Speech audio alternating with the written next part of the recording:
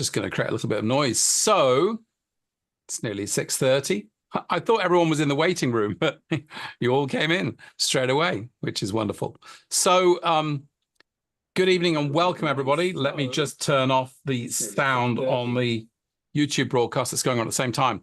Good evening, welcome, everybody, to this webinar this evening, where I'm delighted to be interviewing dear colleague, co-trainer now, but originally a student of the college, Tim Grimwade, who I've known since 2014 and is gone through an incredible journey, I think, and is one of our senior teachers now. But like me, started as a student of the college and made a decision to train. I decided back in 2006, 2007, Tim, I think around 2014.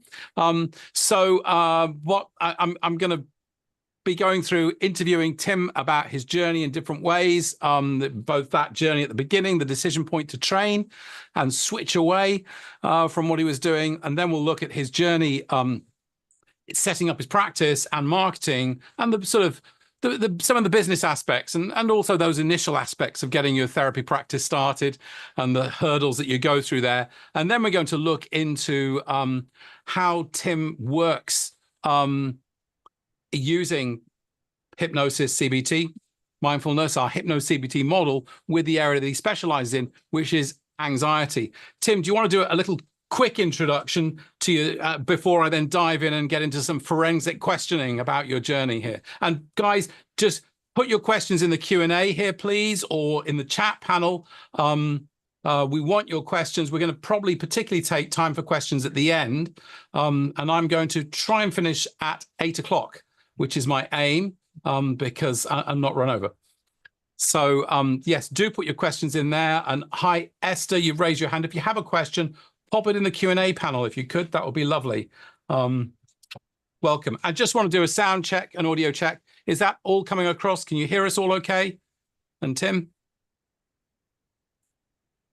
All good so far. Fantastic. Okay, Tim, just let's just introduce yourself very briefly, and then let's get into a bit more of your journey before we dive into the full autobiography.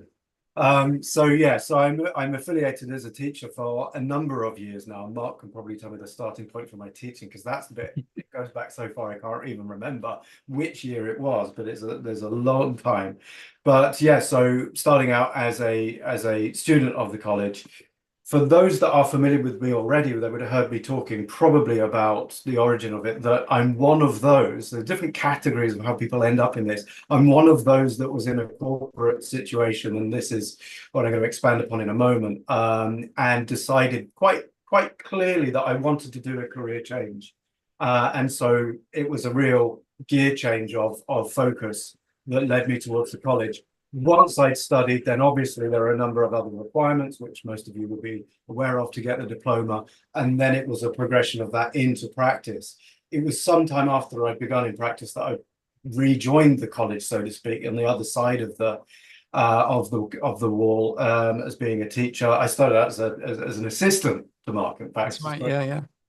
The odd day here and there to help out and participate with things, which I found very useful for me, for sort of consolidating a lot of my understanding, to revisit it.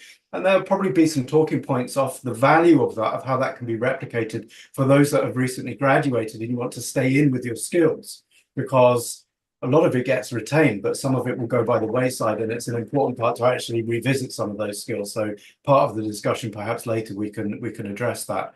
But so it was a very gradual process as Mark was growing the college as well, and had taken it over and had it for a number of years by the time that I joined in. But it was in a period of expansion where he was sort of inviting more input, more long-term sort of working relationships with people. And it's a very organic process where a number of us got involved in the teaching side, and that sort of leads us up to here. We had a global pandemic in the meantime, and we sort of survived that challenge, sort of the amusement. Oh, yeah. that actually, the lockdown, the British lockdown, began on around about day 3 of a stage 3, day 3 or 4, perhaps, of a stage 3 that we were teaching in place in North London. And I was teaching that day, and the students were all doing practice in pairs in various places around our venue. And I was sort of idly browsing the BBC News website. Boris Johnson has said, don't go to work as of tonight, unless you can do so. And so we sort of had to improvise for the rest of the course. We can talk about how we got through that afterwards. So there's a lot of stuff that's occurred since then, and the growth of the college, etc. And here we are now.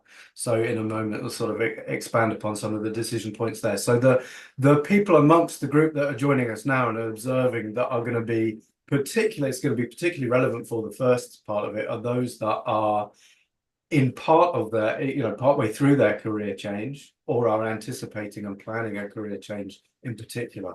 So there'll be a particular relevance to them there. Yeah, so welcome to all of you. And there are probably three distinct groups tonight. One is, as Tim's referencing there, people who haven't decided or haven't started the training yet, or thinking about it, they're looking at it. And so the first part of this might be particularly relevant, how Tim made his decision. And then the second group are people who are currently taking the training. And the third group of people who've taken the training, some of whom are qualified, some aren't. And so in a way, each of the three elements here is slightly addressing, but I think it'll be interesting for all of you. And I do want to invite you. I know someone's put one question in here already. Martin, welcome. We'll come to that a little bit later. But first of all, let's go back in time. Tim, it was 2014, I think, when you took stage one. But let's go back in time before that. You're in banking. Your investment. I don't know what you're doing with your wheeler dealing, investment banking. But and then how do you come to decide? Because you don't have a background in psychology, apart from dealing with your mates at work, perhaps. Yeah. But outliers, just outliers. Yeah. How did you come to make that to look? And then make the decision and get and start training. And I know when you initially trained, you hadn't got a complete outcome in mind, if I'm right. No, it was. I remember actually there's something I remember of the initial communication that Fabienne used to send out to new joiners, and it would be, here's what you need to bring, and it was a fairly short list of what to bring with you, but the bottom of the list was an open mind. Just bring your open mind, right? So bring clothes that are warm enough in case the aircon is on too powerfully, and bring an open mind. So that was the kind of starting point. But yeah, to sort of come back a few stages before that, I was in a very relatable position, I think, and most people have been in this kind of a position or this kind of a situation in their lives at some point, is where it's not a crisis thing. It wasn't a crisis situation, and I was in a fairly comfortable place, but not a particularly satisfying place. I had never known what I wanted to do. You go all the way back to when you're around about 16, you start having career days. And I was terrible at career. When you'd sit down with your guidance counselor and they'd say, what do you want to do? I had no clue from the age of about 16 to about 35 or something like that, whenever it was that I took the course. And I was capable enough, and I'd be able to go and find stuff, and I interviewed well. So I'd find a job, but it was of no particular relevance to me. I could pay my bills, get a mortgage, and live a reasonable lifestyle, but there was no actual relevance particularly to me. I had no attachment to it, but I still had that requirement that we all have, that kind of, if I'm going to spend however many hours of each day, 5 days a week doing something, it should have a sense of kind of coherence or meaning to me, or some kind of satisfaction, I think, the money's okay, but I wanted something that actually coordinated with my values, or with something I actually found interesting. So I wasn't absolutely at desperation point, I must find something else, but it was, the clock was ticking by this point. I'd moved to London several years before, and I found my feet, and was living a nice life, but I wanted something else. That's the easy bit. Oh, I'm hearing here Pink Floyd, the Time song, about time, and a life of quiet desperation, and you're looking, is that really all it's going to be? Yeah, exactly. I was kind of having one of those lives. There's nothing drastically wrong with it. It just wasn't really doing it for me. I wanted to find something more interesting, a bit more congruent with who I am. But that's the easy bit, to know that, and I'm sure this is relevant to some of the people on the call now, is that kind of, it's the easy bit to know that, but then what do you do? And I was trying to think, well, what kind of a life do I want? do I want to work for other people? Well, frankly, after working in a huge multinational investment bank, you're kind of sick working in the huge bureaucracy of it. You're kind of looking for something where if I make a decision, I can unilaterally apply it rather than it being, required by committee and so forth. So it started to narrow down the type of job that I wanted to have. And it became apparent that it would be a very radical career change. On the face of it, there's not much that is overlapping between the two. That I will come to in a moment, caveat on that point, because it's something that people concern themselves with career changes. Anyway, so I managed to narrow down, and in that spirit of, okay, I don't know everything, I need to find stuff that's outside of my normal area. I located, by kind of a process of deduction, the course, and thought, okay, maybe this is the thing, because it ticks a lot of boxes. It's something that I can train relatively quick with and get set up relatively quickly. That's a huge part of it. It's a very pragmatic part, is that it's practical. But you didn't think about being an electrician. Why hypnosis? I didn't think about being an electrician because I don't like working manually. You can see how much I put off jobs around my flat. You had a prior interest in hypnosis, though. I mean, we don't just wander across and find a college like ours just from some random searches for new possible careers. This is the process of deduction where I thought, what am I good at? I'm good at working with people, but I don't particularly like working with big groups of people at the same time. Necessary, or having committee things. This is where I was at the time. Everything going by committee wasn't working for me, but everything at a much smaller scale was there. So I'm ticking the box now, saying I want to work one-to-one with people like myself. And I was thinking, well, what am I good at? If I take away an overview of how I've observed my career, which bits am I really good at, and which are the bits that I just want to jettison straight away? The bits that I was good at are about solution finding, problem solving, lateral thinking. So here we've got an angle into it and go, okay, I like to work one-to-one with people and get that really intense, kind of highly productive situation where you get a lot done because it's so efficient to work in that way. I'm good at problem solving, lateral thinking. Interesting. This was the direction of it. And the final piece for it, which helped me, this is the origin story of it all, is that during my time working in the city, it was either side and throughout the global financial crisis, 2008, the classic sort of the morning of Lehman Brothers is the bit that we all remember there. And I remember the morning of that and seeing all of the Lehman Brothers staff walking across the pedestrianized bits near where I was in the city with their Iron Mountain cardboard boxes with all of their stuff off there, and potted plants and stuff that is off their desk, because they've all been fired in one day because their company doesn't exist anymore, right? And they've and the morning where the UBS staff, they're all gathered outside their building because the doors were locked when they arrived for work one morning. UBS survived that, but they had a bit of a shocker that day. So I went through that period there, and the point of the story is that from my position, it's all open plan offices and stuff like that, I would watch very, very senior staff coming and going from crisis meetings. And they were all in the same objective situation. The world as they understand it is falling apart. Their complete normal ecosystem is, as far as they knew at the time, not going to exist possibly from the end of today. And some of them were clearly wearing that on their shoulders. You could see there was the affect, it was clearly visible. But some were in exactly the same situation, but strolling around like it was a walk in the park. And I remember saying this, that the objective situation is the same, but the response is extremely different.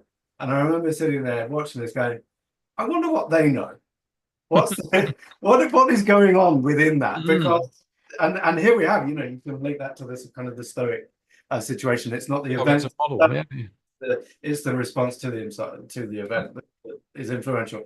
So those things together made me start, this was a longer timeline as well, to start considering, well, what would be interesting to kind of tap into there? What's going on within there, and how would one spend one's days doing that? And the research began from there.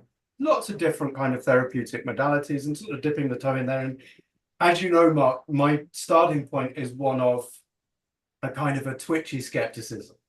Is that I was, remember back to stage one when we first met on that, and I was kind of, okay, there's a hurdle of what I need for this to show me before I really go all in with it. I will if it can show me that. And that was the kind of the challenge I presented to the college with it, because I was very wary. I don't come from a spiritual background at all. This is just me, you know, and so I don't have that kind of a background. I don't have a therapeutic background. I don't have anything particularly esoteric in my background. I'm very kind of literal minded, for better or worse. That's just how I find myself.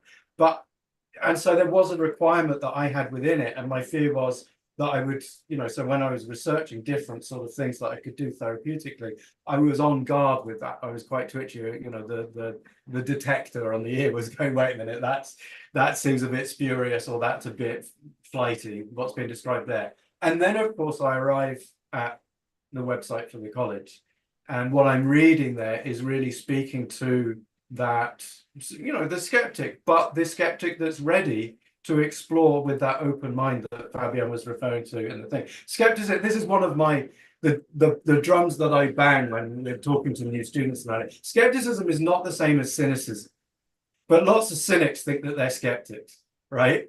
But they're not. They're just being cynical. Cynical is really just go, oh, it's a load of old rubbish, isn't it? It's nonsense. Skeptics are ready to see the flaws in the logic and peel away some of the unnecessary stuff. But with that robust approach, when the assertion still remains valid through that assertive and robust exploration of it, then the skeptic is ready to accept it. And that's a much more impressive intellectual position than the cynic, I think. Well, yeah, absolutely, and of course, it is the roots of hypnosis are in this sort of questioning and doubt about, is that really an energy therapy? What's really going on here? How's that working? You know, yeah. And that's such an important part on day one. You know, this is part of the discussion from day one. And you know, when I am now teaching at the beginning of the course as well, I think back to myself in the day one is that we start in there to say, exactly as you say there, Mark, you know, hypnosis came out of the skeptic's requirement to ask questions, to challenge, to inquire, to explore. But when they do, see what's left after that robust sort of inquiry around that, and what you're left with is the truth. What you're left with is indivisible, and Occam's razor cannot slice anything else away. There is no redundancy left. You're left with something that is robust and reliable. When I saw the college's website, it was the one that stood out, that met those requirements, and wasn't just cagey about that inquiry, but was welcoming towards it. You know, that said, okay, this is how we want to think. We want to have this interrogation of assertions, because that's how we find truth is through that. And that to me was an inspiring start. And so I was finally, you know, after doing lots of kind of work that just meant nothing, it was alienating, it was fine, but nothing particularly exciting. For the first time in my professional career, I actually had something that I was marching towards and had a destination towards, as opposed to, well, you've got to have a job. So, you know, just find out what will pay me the most, you know, and that was an inspiring moment and a real key change for me. Did you sign up just for stage one or the whole diploma? And did you have in mind that the outcome of this was going to be becoming a self-employed therapist and quitting the bank?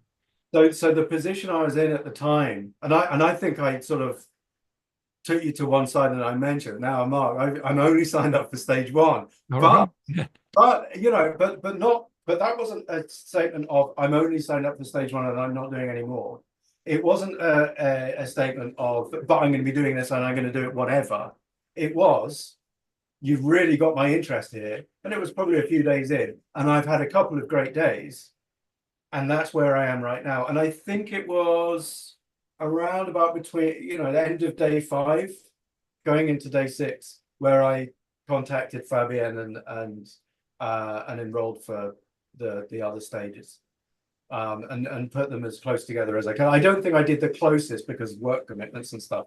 You know, there's a lot of leave that I had saved up that I was using for these 1 week at a time, but it was pretty much as quick as I could do it, which was within a matter of a few months. It was started in the late summer and it was done by the November of that year. Now, And when you take the course, you have to do a lot of practical exercises, and it's great if you have some issues to work on.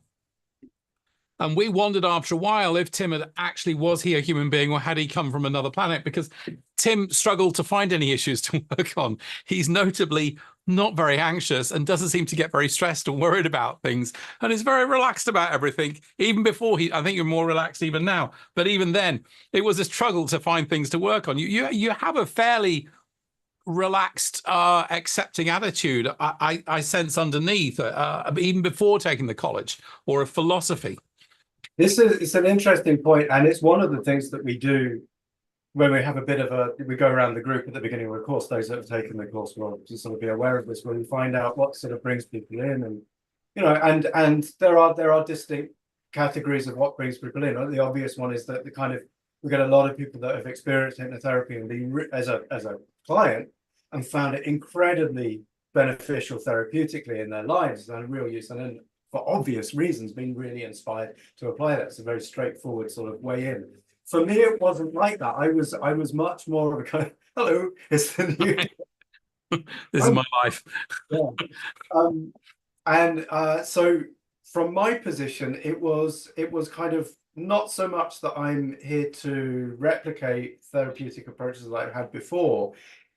It was more a point. It sounds a little bit arrogant, but I sort of want to word it correctly, but I knew that I was good at some stuff. Don't worry, there's loads and loads of stuff that I'm terrible at, and I'm equally aware of that as I am at what I'm good at. But it's useful for an individual to know what their strengths are. Yeah. And my strength, for whatever reason, is that I'm relatively sanguine about things. In choppy waters, I'm relatively stable, and that's been useful at times. It's probably, though, the cost of that is probably why I stayed in careers that weren't particularly satisfying for a long time, because it didn't particularly stress me out. Because I was a bit couch potato, it's Monday, whatever. I don't like my job, but who does? Hey, that's fine. So I probably wasted a lot of time because of it. But it means that I tend not to get too upset over the things that can be more troubling for others. What that allows, as a corollary of that, is that it lends itself to a very natural subject that we talk about a lot about in stage 3, which is cognitive flexibility. It's another one of my things, is that as therapists, one of the great, or a number of the gifts that we give to our client is this covert role modeling all the time. And I know that one of the things that I'm good at as a therapist with my client is that I am good with cognitive flexibility, which is, that external facts can be the same, but we've got options of how we view it and how we describe it to ourselves and describe our expectations of outcomes and things like that, and be able to have meta cognitive observation and be able to go, oh, wait a minute, I can see I'm falling into a real trap here of assuming the worst and all the rest of it. I've been quite good at that generally. And so that as a therapist is a very useful thing. Now that kind of natural sanguinity means that I'm perhaps less able to have a very instinctive empathy, as opposed to I have to work better as a sort of hardworking empathizer for other people. But I try to manage that as best as I can. So let me try and reframe that. You're kind of quite good at noticing the story that's going on right now for you, and then actually stepping back and looking at that, switching to a different one, or stepping above it and observing, etc., rather than being sucked into that ongoing narrative, that ongoing story, to use a sort of narrative idea. In the eye of the storm, I can observe the storm, so to speak, which is helpful for some things. But we'll come onto it later, I'm sure, is that it welcomes all kinds of different people. There's no correct type of person for it, and they will have different value. There's a diversity of potential clients, and so we require a diversity of therapists. And so none of these things need to be disturbing for us, but for us to, as therapists, to have a fairly a good sense of clarity with our understanding of ourselves, our own strengths, our own weaknesses, things that we need to work on, our awareness for the necessity for reflective practice, etc., and the clients that will be well suited to us, the clients that perhaps won't be. means that we can be very effective. I would say also, if I had to assess you in terms of personality factors, you'd score fairly low on neuroticism and in terms of forming fears and things like that. I'm pretty sure if we did a fear inventory with you, you'd be really low on everything. Yeah, probably. Maybe, yeah, the ocean scale for that, perhaps. And I think that I find that helpful, but it's not going to be right for everyone. And you know, we find the right clients for us. It relates, you know, it links into sort of when we're presenting ourselves to our potential clients in our, you know, our virtual shop window and stuff like that. Our clients really, in the way that I'll talk to new therapists about it, and we'll come on to this later, is that by the time they're on your website or they're making inquiries and stuff like that, maybe they're reaching out to you, they've already decided that they want to have hypnotherapy by that point. They're just choosing which hypnotherapist to choose, to find the right fit. And it's a very useful instinct and a correct instinct for clients to find the right fit for them. There isn't a right therapist, full stop, objectively. There are lots of really good therapists. And if we compare them with the right client, then that's in the interest of everyone. Yeah, and I think that aspect, but the other thing that comes from that is, we'll come to this a little bit later, is about being authentic and open and somewhat transparent on your website so that people can really see you and not trying to be a type, you know, but actually be authentically you, because that's who they're going to meet. And you don't want to be a type when the client meets you in person for therapy, and you don't want to be a type on your website because, yeah, they've got to connect with you. And I think that's so important. Reveal yourself, you know, be yourself on your website. Let's just come back a few more minutes just on the training. What was the highlight? One thing, what was the highlight of the training for you? And when did you, I know you decided to take the whole course, but at what point did you then go, because it was getting qualified, and then there's actually making the switch into private practice. So first, let's talk about favorite part of the training that sticks out for you, although I know now, because you've been in and out and been teaching so much and all the way through, you probably can't remember, but is there anything that sticks out particularly for you? The parts that I remember at the time, this is an interesting thing, and reflectively, it changes all the time, or, you know, different parts of your life will, different parts become more interesting. But at the time, the stuff that really grabbed me initially was the Salter stuff, and those that are on the call that have studied that, you know, it could be a little bit more like, some people are like, I like authenticity, but I don't want a different approach to it, or others are like, no, this is not for me. But a lot of people, we'd see a trend on that one, that it becomes really inspiring for people. One of the strengths of that part of the course is that it is absolutely relatable to so many people, whether it's for themselves or people that they've known. A lot of the tangles are completely relatable in day-to-day life. You can just see it.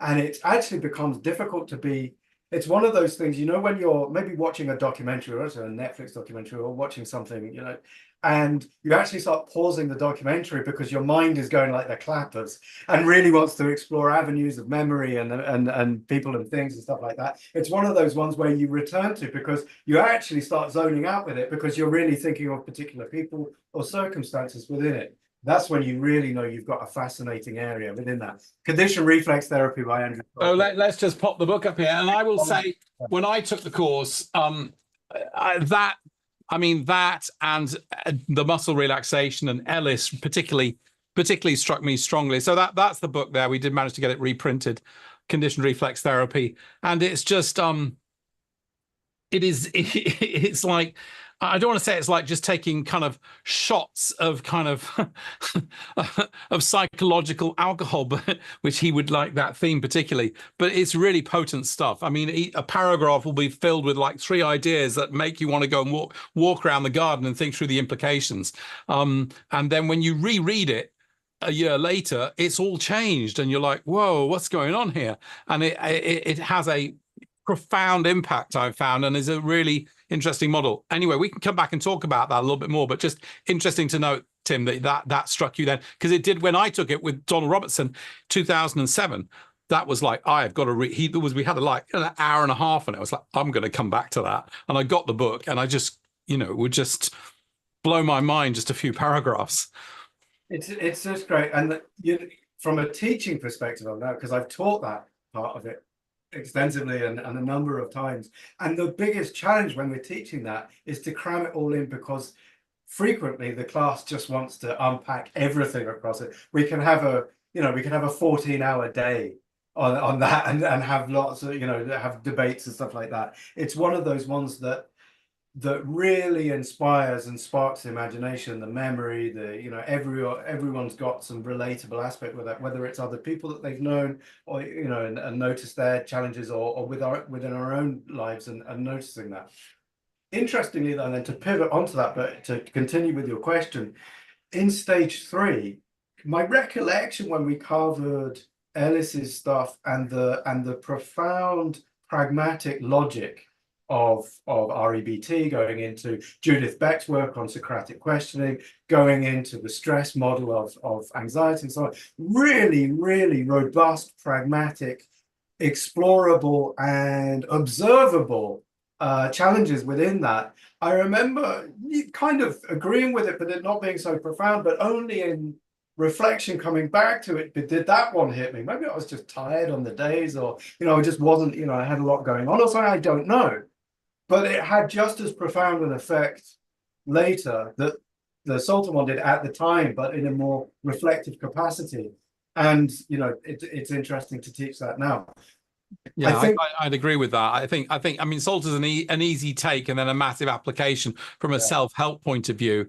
Kind of Beck's cognitive model of anxiety, which is so powerful to use with and explains anxiety, isn't something that you just kind of is a self-help thing. It's something really to be explored, usually with a therapist, I think.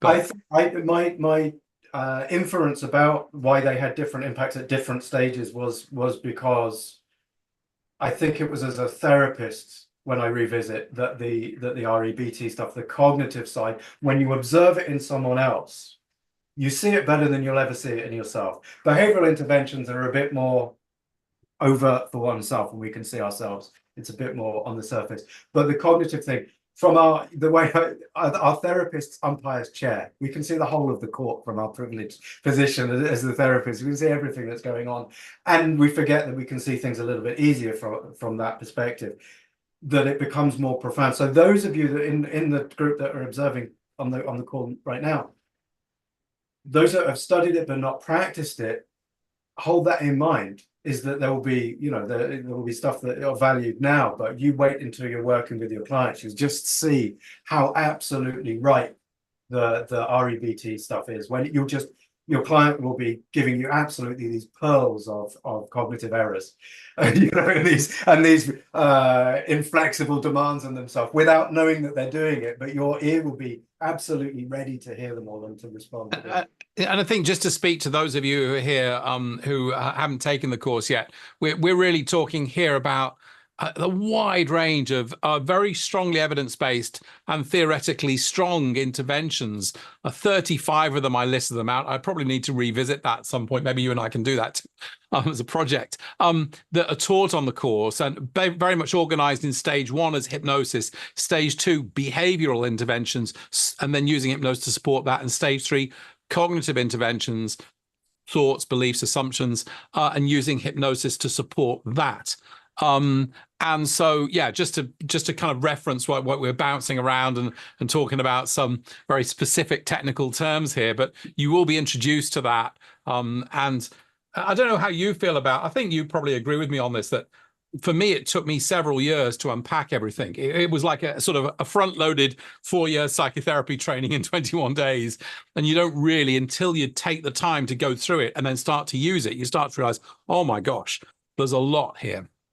We're constantly in development, and by having that amount of time with clients and to be revisiting those things, one of the reasons why I teach is just, it really keeps me in touch with the core basis. There's some real fundamentals that I'm incredibly keen to retain that close touch with, because it's just so fundamental to the way that so many people operate. We talk about the subclinical sphere in which we work, and these are the fundamentals which for most of the people that are struggling, these are subclinical issues. The issues that they're facing in life have been caused by reversible decisions of behavior and thinking that they've made, and we can guide them through that process and just shine a light on some rather better operating methods for their lives. And that's all that it takes to just get them on the right path, a few learning operations, and then they're good to go.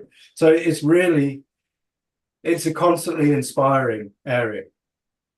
And yeah, and you're right. I mean, teaching it, you're kind of constantly, you're teaching stuff and you're thinking, I didn't do that in the last, because in the moment with a client, to remember kind of all the ways of doing it in the best possible way and all the possible choice points and opportunities that's a lifelong piece of work. We're all still learning this and benchmarking ourselves against sort of the ideal in some sort of way, you know, and there isn't any particular ideal. I think Tim would agree with me on that, but there are ideals, so to speak.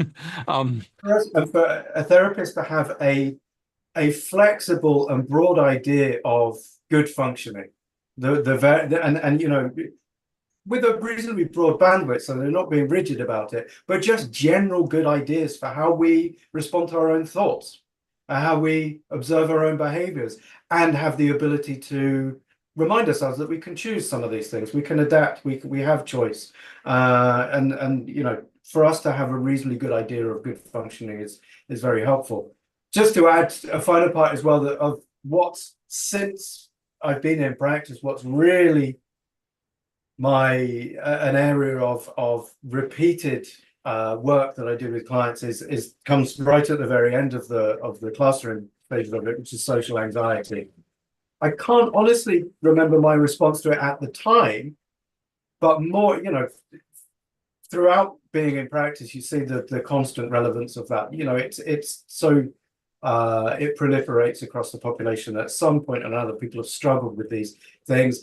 And then you have the cognitive element of, when they come in, the classic question, that those I usually deal with extremely competent, effective people that from sort of hedge fund managers and, you know, people that come from the arts or something like that. You know, I'm lucky to have these people come in, highly effective, highly productive, successful people with social anxiety. And they've got this huge tangle, and more often than not, they come in with the origin of their tangle is, I'm a really competent and rational person, and yet I have social anxiety. And I really tried to think back in my past to find the originating trauma of it, and I can't remember anything. And it's like, why do you automatically assume there must be some originating trauma from it? All that had to happen is you realize that other people observe you and might make a judgment about you, and you probably wouldn't like it very much if it's a negative judgment. From there, that's the tiny snowball at the top of the hill that rolls down for years and years, accumulating more snow, and you end up sat in front of me paying me the big bucks to help you. So you don't think we have to go back to that first point where you suddenly became aware that people might form negative judgments? Well, you know, radicalism may seem, it's very rare that any of my clients are able to locate that original thing, but for them to notice that all they had to do was maintain the safety seeking. That's all that it was. Avoid being too visible, to cut their speeches short at the you know, the team meeting, or to be a bit of a wallflower on a, you know, a social mixer event or something like that. Hide their anxiety, etc. Hide their anxiety, hide away, rinse and repeat for 10 years, social anxiety, and now they're the managing director or something. They have to give the departmental town hall once a month, and they can't sleep the night before, and they've got no appetite for 24 hours before it, because their minions might you know, have a negative judgment of them. It's an interesting thing, and they're wrestling with it for ages. Here I am, managing director of this thing, I'm super successful, and I wonder what everyone thinks of me. Yeah, yeah. I out relatively quickly, and it's a very repeatable thing. Yeah, and I think that is the area you particularly specialize in, social anxiety. Before we come to that, let's just come back. When did you make the decision to, I mean, right, I'm going to switch into private practice, I mean, get qualified, and then I'm going to set up and quit the bank? I mean, how did that all happen? Because I don't think that was immediate, was it? I think you took you a little while to edge into that. Is that right? Well, there were 2 points. There was life doesn't always give you such neatly arranged, you know, forks in the road, but I think it was in the afternoon, maybe of day 5, stage 1, where I thought, no, I'm going to commit to the rest of this course. Right. Yeah. You said that. Yeah. And you just had that bracing sense of the real robustness of it. It's like, yes, I can hang my hat on this. This is good content. And so I, you know, sent an email to Fabienne, or had a word with her at the end of the day, and said, can you sign me up for the other stages? But we know that that's just committing to doing the stages, right? That's not the full lifetime commitment to it, or the career change commitment. But for me, it was the fact that I know I extolled my own virtues earlier and said I'm good at problem solving, I'm good at lateral thinking, all the rest, which I stand by. But I'm terrible at plowing through with things and being able to being functional across every hour of every day. What I was finding that it sat very, very well for me and was really easy for me to turn up and do the whole of the classroom part of it. At the time we were doing it in location, I get the Northern Line tube up to Moorgate, and we'd sit there for 7 days flat, and then I go straight back to the office and do a week's work after that. So it was challenging, but it was so exciting and bracing. So that was the easy bit. But then when we finished the end of it, it's now, right, you've got all of these requirements you need to do to get your assessment. And so I know I've got all my assignments to write and all the rest of it. And my progress just stopped. So I would go, done all the 3 stages of the classroom stuff, and I just flatlined in my progress. It just nothing happened for a couple of months. And of course, it was my plan. Maybe I could write an assignment in the evening after work or at the weekends. Well, that wasn't happening. I'd get in from working in the office all day and I would just crash. I'd open a beer. I'm not sitting down to write an assignment. I am constantly thrilled and in awe of our students when I talk to them about it and they say, oh yeah, I've done my first 6 assignments already. And it's like the day after they finished stage 1 or something. It's unbelievable industry. I admire it, I'm in awe of it, but it's completely alien to me. I don't know how people do it. I don't operate that way. So I would go to work and nothing would happen. And so to answer Mark's question, there's that moment where you arrive at, and I was realizing I'm not making any progress. And you've got to be honest with yourself. And this is a real important part for those that are in this process themselves at the moment or considering being in this process. There is a huge dose of reality that you need to square up to. And this doesn't need to be a daunting thing. Some people will find it daunting to be like, no, you've got to be real with yourself. Are you going to do this or not? Right. And the reason I had to face that there is because I realized that this wasn't going to happen whilst I had this day job. And so I either park it and go, it would have been nice. I wonder what might have been. There is a parallel universe where I'm still in the office. What the hell? I should have done that hypnosis thing. I should have become a therapist. The other fork in the road was, okay, I need to call time on that career and start the new one before I get the diploma. To finish the diploma, I've got to do that. So the next day I handed in my notice. Wow. I waited until bonus round and then handed in my notice. I should add that, Kevin. You don't hand the notice in before bonus round, right? So waited for the bonus round and then handed in the notice. So it gave you a little bit of a financial buffer, so to speak. We can just touch on that in a moment, because again, that's the reality. Everyone's situation is very different. Come on to that in a second. So saw out my notice and then took a little bit of time off. I've been working at the bank for 8 years by that point, so I wanted a bit of a break. But then that's when you've got to be the self-starter, as the cliche has it, and I had to sit down, get through the assignments, the marathon of that.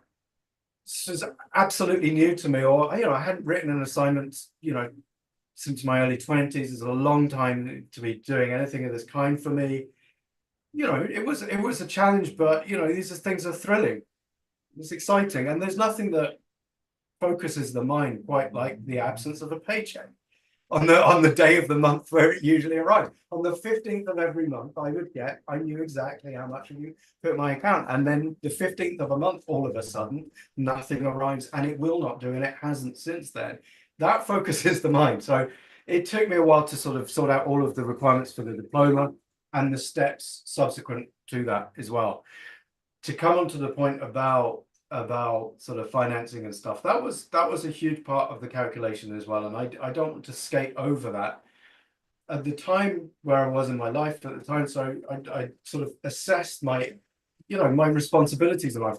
No dependents, a reasonable flexibility. I could probably find my way back into the industry. It's notoriously difficult though, once you've had a career break of any kind of substance, to get back into it, because they do the full CV analysis of your whole thing. If they see a career break, you're too much of a risk and they don't look at you. So I knew that there was a certain time risk on that.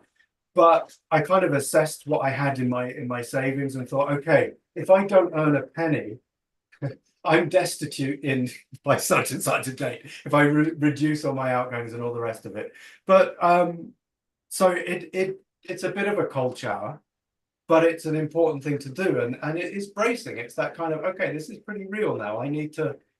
This motivates you. It gets you doing things. I opened the metaphorical doors to the business at the beginning of September of 2015, having resigned, handed in my notice in, I think, in March. So not particularly quickly. Again, it can be done much quicker than that, and I've observed people getting through all of the processes quicker. I'm in awe of that, but I kind of was deliberately taking it quite slowly because I was ready for a bit of a extensive, A little bit of a break. But when you opened your practice, I mean, what was that like? Martin's got a question here about how scripted or extemporaneous was your first session? He says, I've been writing my first session for 5 months. Is that enough? Martin, I think you're going to need to have a session with Tim, actually, on that. But yeah, what was that first session? What was that like? Scary, relaxed, heavily organized, very improvised?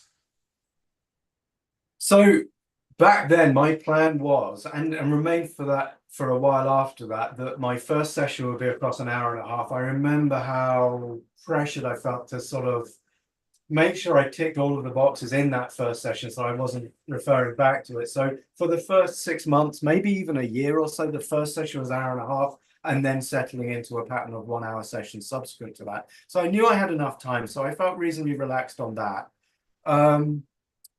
The client that I had coming in, I can remember him reasonably well. He wanted to discuss his organization and maximizing his ability to make a career change for himself. He wanted to become he wanted to do the knowledge to become a London cabbie. And so it was interesting. And so to Martin's point there, I didn't have so long to research it, but I spoke to him on the phone before and got a reasonable understanding of his situation. So I kind of knew what the conversation would be about. So I spent a couple of days just doing a little bit of fairly simple research about the knowledge, about what they need. It's a fascinating area. I could tell you about the blue book that they study and the sheer amount of information. It is the same amount of information as a master's degree to get and that. the exams, the vivas, yeah. Where are you going? You pick me up on such and such high street and I want to go to such and such venue. I want you to take me to Wembley Stadium. What are all the streets and tell? It's an extraordinary thing. Neurologically, it's an extraordinary thing. Anyway, we digress. But so I was sort of preparing for a lot of sort of pragmatic planning and working out our organization and stuff like that. But as we were assessing within the session, it was becoming clear to me that there was something else going on with regard to his attention and his ability to focus that was going back to school days. The individual in question, he said he'd been diagnosed with dyslexia at school, but it was quite late into his school career, and in having the diagnosis wasn't that helpful because he ended up finishing pretty soon after that. But I think I hypothesized that what had actually happened is that, yes, he had dyslexia, but he also potentially had ADHD. And I wanted, before we do anything else, for him to have assessment for ADHD. And so that was my advice to him. Back in 2015. Yeah. Wow. And that was my advice to him, is like, I'd really like to continue working with you, but I don't think that that's a sensible thing to do until you've been screened for this. First things first. I'm just taking your money, knowing that there's probably a better thing that you do right now. How would I respond if this was a friend of mine or a family member? I'd rather that a therapist said, this is the most reasonable course of action for you. And so I suggested, if you'd set that up for assessment, this gave him some help on how to request that and so forth. And then once you've got that assessed, then perhaps we'll start again. We can work in conjunction with that. Never heard from him again, so I don't know what became of it. When I reflect upon that, I mean, it was a little bit devastating, because here I am, I've done all this study and I've got all these assessments done and all of this work and set up and done my website, found my practice venue and then found my first client and done that. And all I did was then refer him elsewhere, but it was the right thing to do, I think. Would you, with your experience knowledge now, would you do the same thing? Yeah.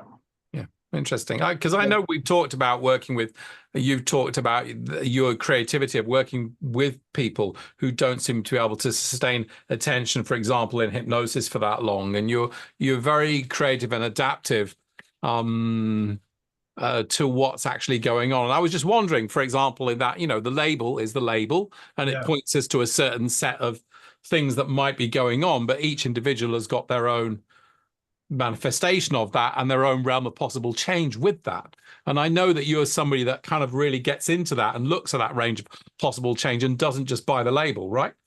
But yeah, certainly, and I've got clients now who have been diagnosed with ADHD, and it's a fascinating thing. And exactly as you say, there is that you're aware of the label, but you treat it at face value.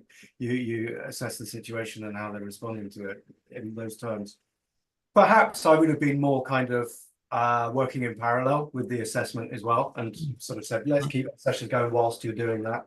That would be the only change. But at the time, I think it, you know, reflecting back, it's the right thing to do.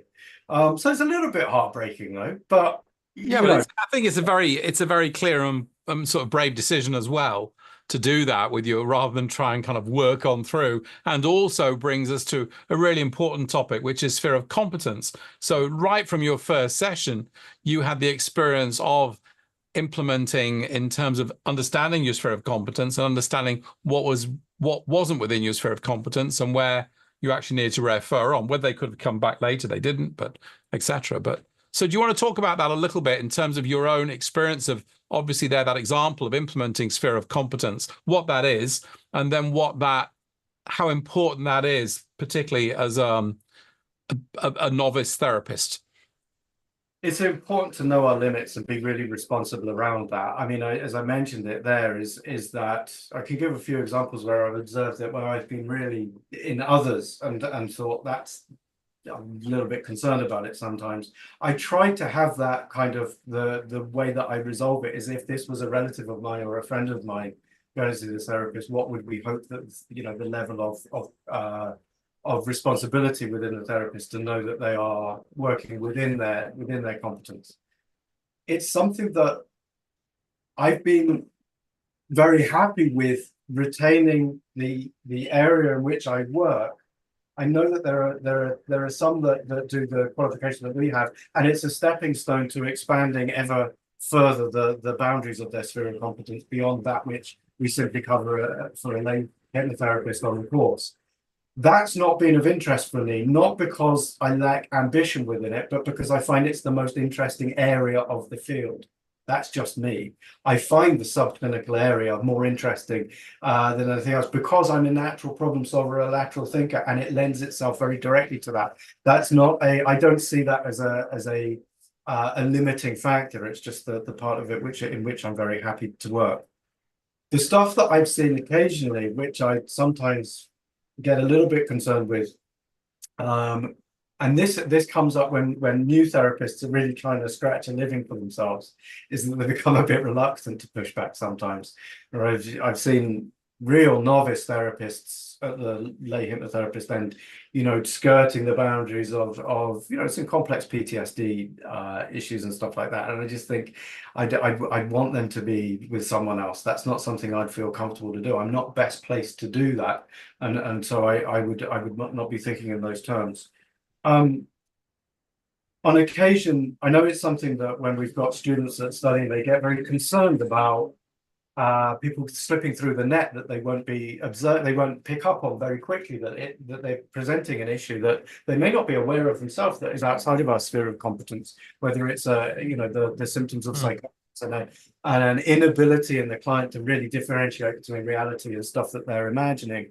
And it's usually my answer to those students is kind of reassuring about it, is that you can spot it fairly quickly in most cases. So usually, in my experience, for some reason, they're usually the ones that come straight on the phone out of the blue, an unrecognized number, and you think it's either someone trying to persuade me to switch my phone tariff, or it's going to be a prospective client. And you know, you get calls occasionally where very quickly into the conversation, I've noticed that it becomes very apparent that these are people that have a psychiatric illness, that are struggling with reality. And so my questions are, do you have an existing psychiatrist that you've been working with, someone a professional that you've been seeing, and in all cases where I've had to ask that, oh yes, but I'm really frustrated with it. It's not helping me. I'm looking for something else. I'm looking for the hypnosis that will free me from this. And you kind of support them as best you can on the phone call to make sure that they set up a meeting fairly soon. You don't put your hand up and say, I can heal you, I can save you. It's never been a temptation whatsoever. I know my limits, and I know, but it's an interesting one though. I know you've seen students. I mean, the one you said, scratching out a living. So this aspect of the economic driver to take on clients, and Celia Griver has said many times that she thinks you need to be strong on the business and marketing to ensure that you can be ethical and not have to make these difficult decisions where you need to pay the bills, but maybe you shouldn't see this client. There's that question. And then the other one, which has just popped out of my head for a minute, was this being a healer. And basically, oh, I must save this person because no one else can. And I know the power of hypnosis and all this special course I've taken with Mark and Tim, and I'll wield all these fantastic goods and it'll make the difference. So do you want to comment on that? It's a huge subject. I'm glad you bring it up, but I'm also slightly daunted because I could talk for hours about it. I mentioned earlier about the necessity for honesty about oneself, honesty to say, am I actually going to finish the course? Do I have the financial resources to bridge my income for this? But also, in a way, the hardest piece of honesty is about what are my motivations for this? And when I reflect upon that, do those motivations leave me or my clients vulnerable? The idea that you raised there about the desire to be a healer, there's the potential for that. I've seen it from time to time where there's a huge motivation to have a second chance. And I've seen this in students sometimes is that they will observe themselves and to sum up their the kind of ethos around it is kind of, I perceive myself to be a lost cause, but I think I can save other people. Now, this is what I mean by it being a huge subject, right? We can only touch on this very briefly. But there needs to be a real honesty for us all. For most of us students, it's very straightforward. It's just like, I love people, I love challenges, and I want to help, and I've had some great experience with hypnotherapy, and I want to pay that forward. Fantastic. But there is some reflection necessary for some people to say, is that the motivation? Because it leaves both therapist and client very, very vulnerable to well-intentioned but incorrectly directed practice, and not an ideal situation for that. I'm not looking to save my client. I'm here to embolden my clients. I've got strategies that can help clients to be more like themselves. That's it in a nutshell. I can teach people to be more like themselves, and without all of the peripheral unnecessary stuff. And they leave independent and strong. And as I've said to a number of students on the course, is that there's no greater compliment than to hear from your client where they say, I don't need to talk to you anymore, Tim. Yeah. I don't need you. Yeah. I kind of, sometimes when I think of the world, particularly of hypnosis, but also psychotherapy in general, sort of draw a line between the magical on the one hand and the scientific. But I think what similarly goes with that is the kind of the powerful healer versus the if we will, facilitator of the client's own empowerment. In other words, when we look, and particularly I think this is a reasonable criticism of perhaps something like NLP, is it's got lots of kind of change techniques, but very rarely does an NLP therapist show the client how that works, and so they can do it for themselves. And it's no coincidence that one of the big influences on NLP was Ericksonian hypnotherapy. Ericksonian hypnotherapy. I don't, as if I could define what that is, but and it's the one of the reasons to go back to my initial thing as someone that when I was looking for the right course, I needed that robustness. I was on the lookout. My antennae were looking out for signs of the therapy equivalent of the God of the gaps. And in hypnotherapy, the God of the gaps equivalent is subconscious. And when I hear that, I just hear we talk to them about this, and then they're like that, and the bit in between is what we call subconscious. And I go, don't just not be able to see what's in the middle and call it subconscious. Tell me what's happening there. Let's explore it and describe it, because we can, without any kind of, well, we need a word for it, or we need a vague idea about that. We can actually describe all of these things that go on in there. And so as a therapist, it's part of my initial, if you want to call it a pitch call or a preliminary call, it's doing a number of things where I'm both the therapist and the client are sizing each other up, on the phone before we've committed to a first session or anything. Is I'll describe it to them is that if at any stage you think that I'm drawing a curtain or a veil so that you're not seeing the workings out and the content, tell me and you challenge me. Or if you don't understand the rationale for it, you tell me right there. And I'm feigning, if I can't describe it to you in plain language, why this makes sense and why I'm choosing to do this. Now, this from the get-go is empowering and emboldening for the client to go, okay, I'm going to learn this. I'm going to teach you how to do this in as good depth as I understand it, so that you don't need to speak to me anymore. So, Tim, you don't have any secret knowledge of the subconscious or unconscious that the client doesn't have? I mean, why should we even bother come to see you? That's the thing. It's like anybody, we can describe anything, and it's like, I can't remember the exact quote from Einstein. It's like, if you can't describe a concept in a way that, a 5-year-old can understand it, then you don't understand it yourself. And there's a sort of a truth within that. We can actually describe, certainly at the subclinical level, and almost everything I'm talking about in the modalities here, I'm very specifically talking about subclinical, non-diagnosis requiring tangles that people get into. It can all be described in plain English. Now, we have jargon that we can use because it's efficient to do so, but it's never jargon that we can't interpret for a layperson when we're working in therapy, so that they can understand how they got into such a fix, because I want to empower them to understand it in real time and apply the change that we may introduce some new words, some new concept, but that actually is for them to be able to then have a better, in a way, cognitive flexibility. They can recognize, oh, I'm doing that catastrophizing thing again, or I'm doing, and they're able to actually recognize and use these constructs themselves. Great. It says to you, and I noticed that when you're asking about their week, and they come out and say, well, I was in that situation again, and I realized that it was really activating my threat schema. Like, that's good. Yeah, so they've gone through a lot. They've covered something in here. They've been able to take that not just that concept, but the experience of what that feels like when that's active, and then in the real world recognize something's going on here and come back and use that concept appropriately in a way that then helps them change it. It's quite, that's quite a sophisticated process of education and application, really, isn't it? And a lot of it this is the craft of what we do as well.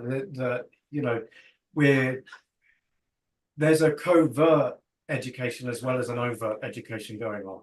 We're a lot of the questions I ask within a session is because I don't know the answer and I want the information from the client, but a lot of the questions are purely for Socratic purposes, to engage the client to have to explore the rationale for what they believe, to really face up to, and notice their own tendencies or their own behaviors and things like that. There's a lot covertly that goes on within that.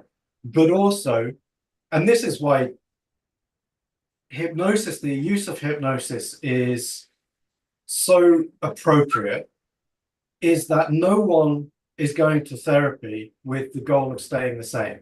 Right? It's about, we're in the business of change, right?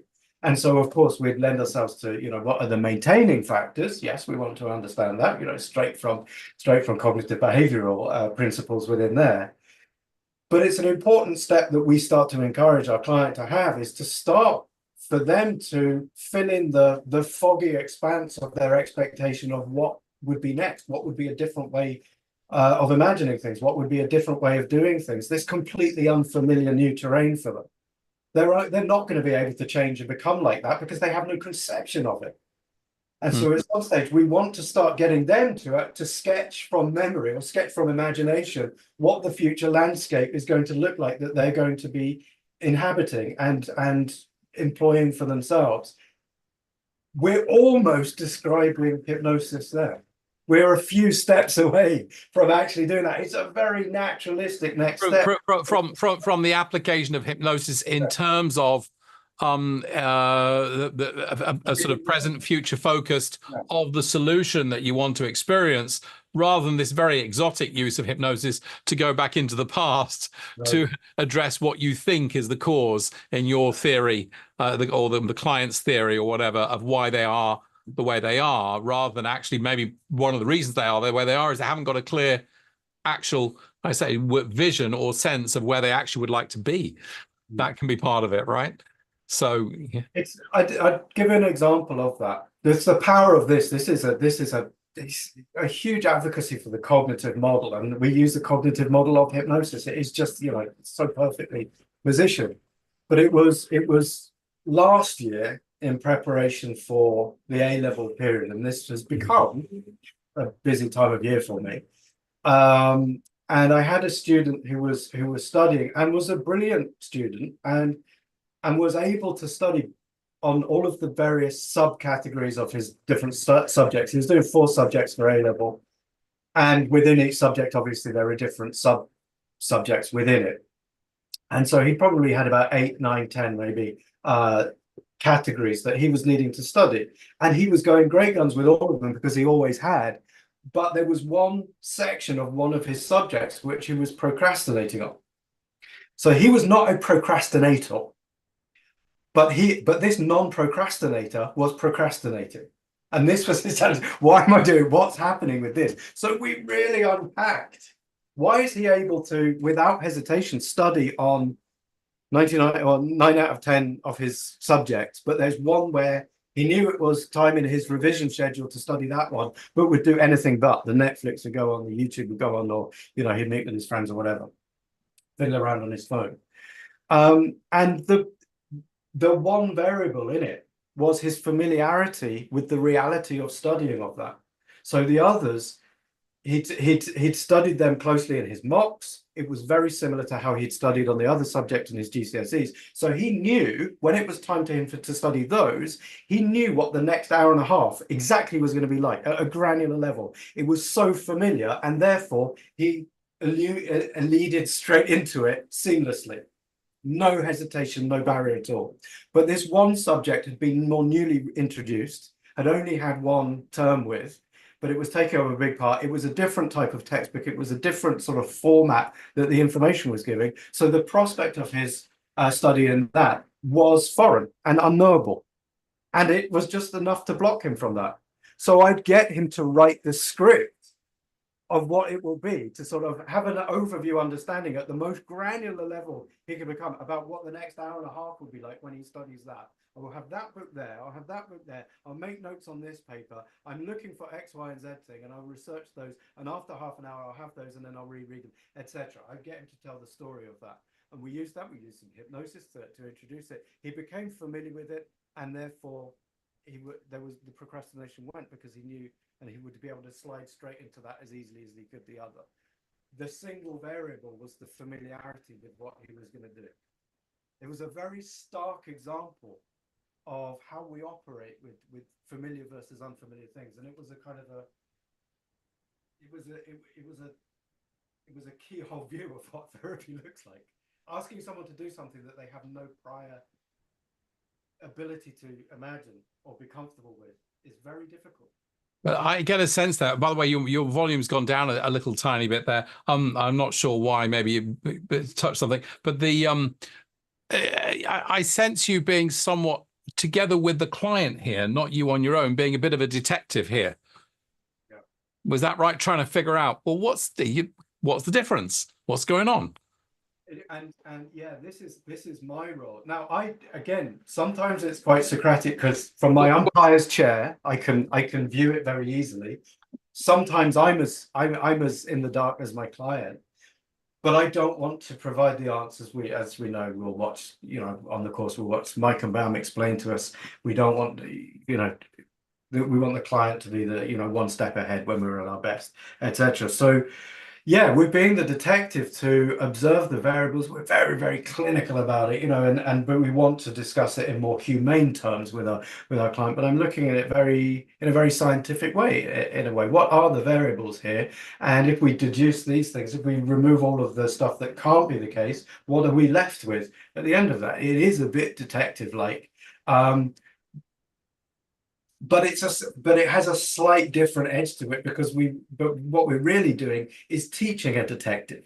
We're a detective teaching a detective on their problem. That's the slight. We want them asking these questions for themselves. In the same way. Yeah. Yeah.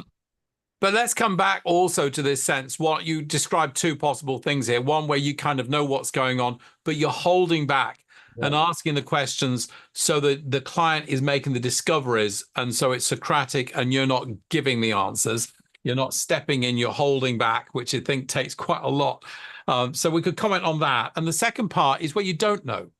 Now, a lot of, I think, novice therapists, that's frightening. We don't know where it's going to go. And I sense you probably love that. Be a daredevil. If you're going to be nothing else in life, be a daredevil, you know? And it's like, there's always the possibility that we're going to have a session with a client where it's just nothing lands, nothing is going how we want it to be. And that's not terrible. But we want to risk that rather than resorting to cliche and stuff out of the box and stuff like that, and just throw a bunch of stuff at the wall. I know that there is going to be a bunch of people that throw a lot of stuff at the wall and see what sticks. You know, it's okay, but we can be a bit of a daredevil. One of the first cases I had in lockdown, so I was getting used to working online. I'd done a tiny bit of it before COVID lockdown, but now I was having to really, you know, get used to it. It was one of the first ones I had, and he didn't want a preliminary phone call at all. He just said, "Can I book a first session? You know, we'll talk about this." I'm like, okay, you know, if you want to, I'll charge you for it. But if it's not appropriate, then it's no skin off my nose, you know. But it can save you some time. But okay, we set it up, and so I asked him, "So what can I help you with?" And he said, "I don't know." That was the start of the call. So it's always like, "What's your presenting problem?" "I don't know," and that's part of the problem. It was just, you know, if I in the medical general malaise, what do I put for this? You know, something's not quite right. Client doesn't know what it is, right? And it was thrilling. I really enjoyed it. We had some great sessions. It was one of the most memorable and really exciting things to do because we were working, whether you want to view it as detectives or scientists or forensic investigators or whatever, we just had a couple of sessions where I was just asking questions from a purely lateral thinking position, just really encouraging with questions to explore avenues and describe to me this or that, stuff like that. If life was like that, would you improve? Would that be more helpful for you? How would you feel if you woke up and one day suddenly magically this was in place? You know, trying to really think outside of where he was. And we just had some amazing sessions where we were doing that, and eventually we got to where he was finally satisfied and one, you know, in broad terms, he had an incredibly successful career in a very fascinating and highly competitive and extraordinary and interesting field. He traveled extensively. He wasn't from the UK originally. He had a good lifestyle, he was prosperous and etc. But he had in the years of being exceptional at cultivating the things which broadly people find very, very difficult, he'd neglected and forgotten about the prosaic important things of life, about nurturing interpersonal relationships, but was unaware of them. And he was unaware of it because it never occurred to him. It never occurred to him because he was unaware of it. And plus 10 years of that, or 20 years, he was in a way that he couldn't discern in the abstract, alienated. I mean, to realize that is one thing, but then we're like, well, how do we do that? And how do we plan for that? And was that from not having a number of strong personal or intimate relations, or is that more in just generally his sense of actually being able to be in intimate human contact with another human being? He still had the ability for that, but he'd lost the sense of necessity for it, and without the sense of necessity, a rot had grown in, and he was oblivious to it in real time. Interesting. So once his attention was turned to that, he wasn't necessarily completely emotionally, like some of our clients that need the Salter stuff, completely emotionally inhibited and actually not able to express emotion and form genuine connection. He just hadn't valued it. He hadn't valued it. Interesting. Hadn't done his interpersonal housekeeping for a number of years, and it'd gone by the wayside. So he found himself a long way down, and the problem went back much further, but he hadn't identified it in his life as a problem until it had existed for many years by that point. But and then he saw the gap. And then he saw the gap, and then of course we reach a pivot in the work because we have a realization. But now we have work to do how do we remedy this? You mean insight is not enough, Tim?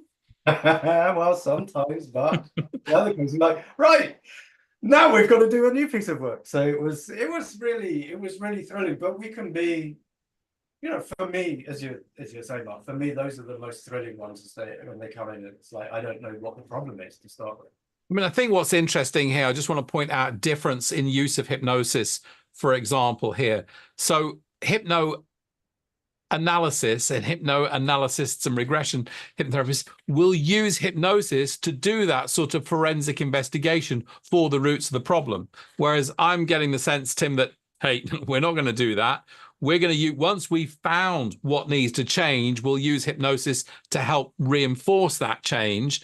But we're going to have a much more exploratory discussion outside of hypnosis to figure out what actually needs to change. We would never have found an originating problem because it wasn't a discernible thing. It was amorphous over a number of years, and it was a complex network of individually insignificant things, or so minor, but allowed to continue for a number of years. I think that's so important. I was reading a paper maybe about a year ago, analysis, kind of a network analysis of depression, where they look at the different sort of phenomena of depression. And basically the conclusion was that depression particularly built up from just an ongoing series of experiences each day of anhedonia, basically of unhappiness. Moment of unhappiness. And I summarized it to the person who wrote the paper. It's sort of like depression by 1,000 cuts, 1,000 tiny cuts. And they said, that's beautiful. That actually does capture what we found in that paper. And I think that's what you're expressing there, a kind of a malaise in this case by 1,000 tiny lacks of something. Yeah, it was a vitamin deficiency in a way.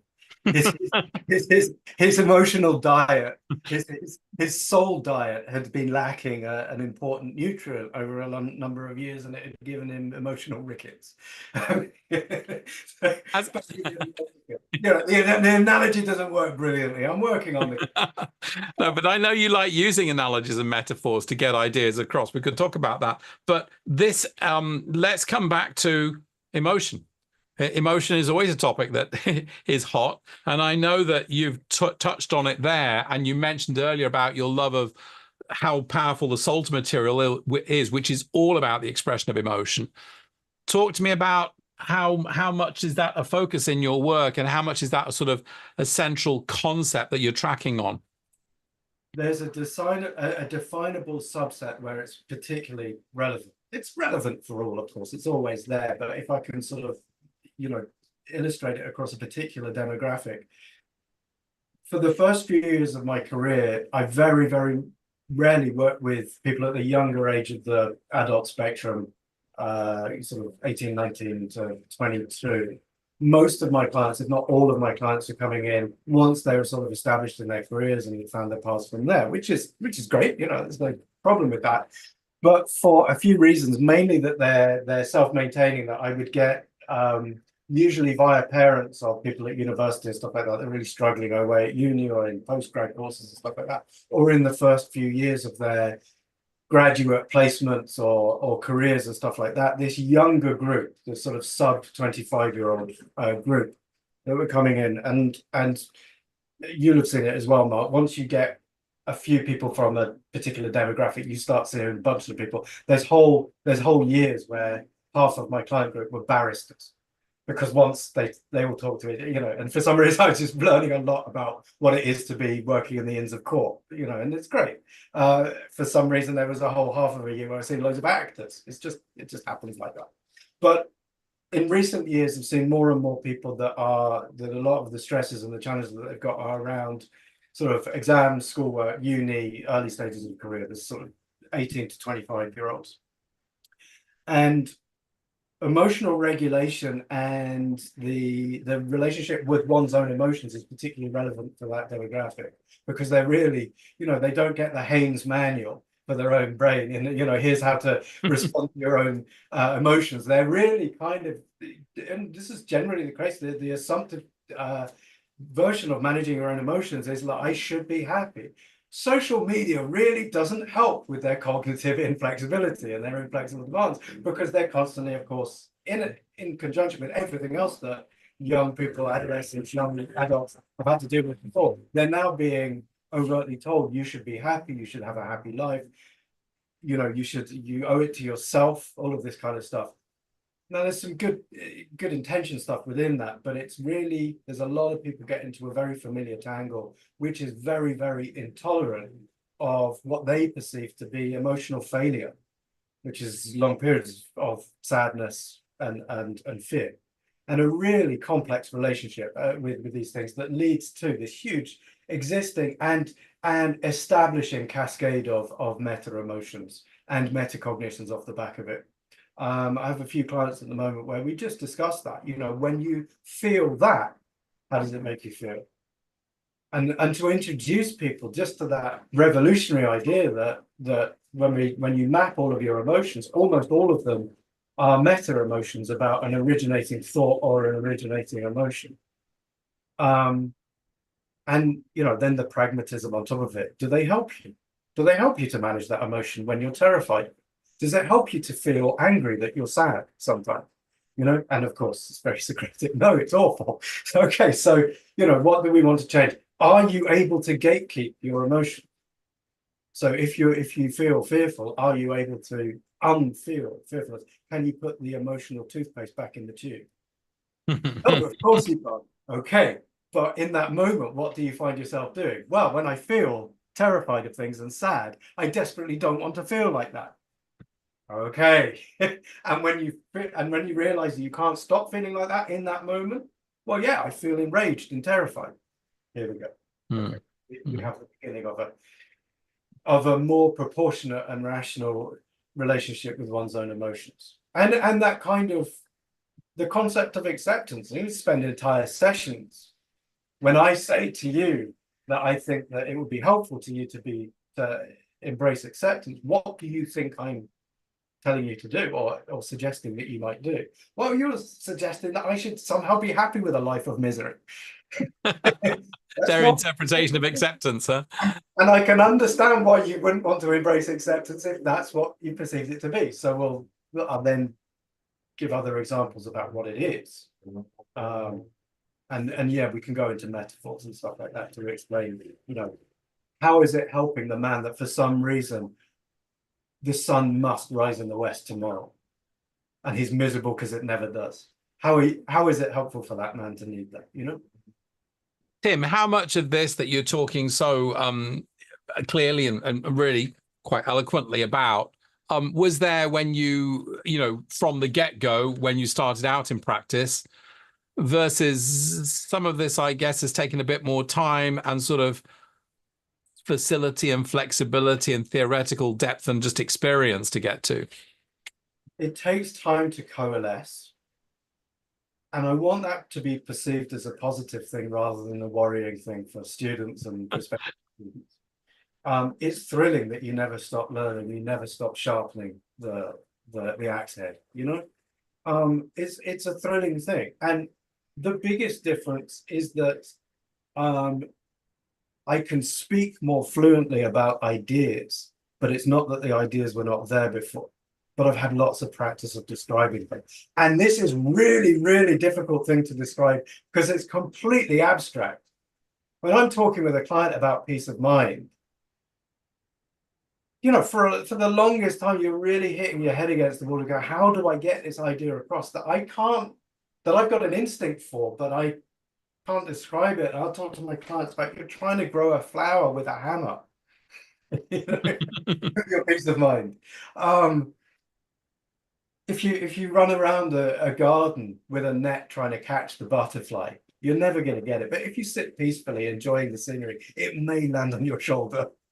Right? Yeah, I think this creativity and flexibility and adaptability to the client and their background, social, cultural, educational background, in terms of these educational concepts, is really something. And of course, educators probably have this a little bit more than perhaps some of us who are not originally educators, but it's a wonderful thing, and it's something that is, I think, to be very much developed. How do we come up with a better metaphor for this to get this idea across? And I sense that that's something that your brain is alight with. I'd recommend that everyone reads P.G. Wodehouse. I mean, therapeutically, it's quite useful. He had a brilliant sensibility, but he had an amazing way with metaphor. So he's one of the greatest prose writers of all time, and I'm sure there'll be readers of Wodehouse. Whichever one you want, anything by Wodehouse, read anything by. Start at the beginning of the Jesus Whistle series and go from there. But metaphor is important when we're trying to get ideas across about abstract concepts, and to have read the great writers of prose, of metaphorical prose, is it's not a direct comparison. When he talks about describing a rather overweight lady back in the 1930s, remember, as it looks like she'd been poured into her clothes and forgotten to say when. I think it's just, I mean, that's not a direct use within it, but when we're trying to use metaphor to be familiar with great creators of metaphor is very useful. That's the point. Interesting. Okay, let's have a look. Time-wise, we've got some questions to have a look at here, Tim, and I want to wrap up with some tips and points from you as well. So I'm going to come back. Martin asked, what is your average number of client hours per week? Well, you could work out an average, but I don't know what it would be. The way that I would put that is that, and it will depend on how many days of the week that I'm looking to work, but the only benchmark that I work by, or that I have in my mind when I'm booking it up, is I remember relatively early in working in practice that I found myself flagging fairly consistently on the days when I had 4 clients. So during the 4th client, I was becoming aware at that moment that I'm not as good or attentive a therapist as I was for my 1st, 2nd, and 3rd clients.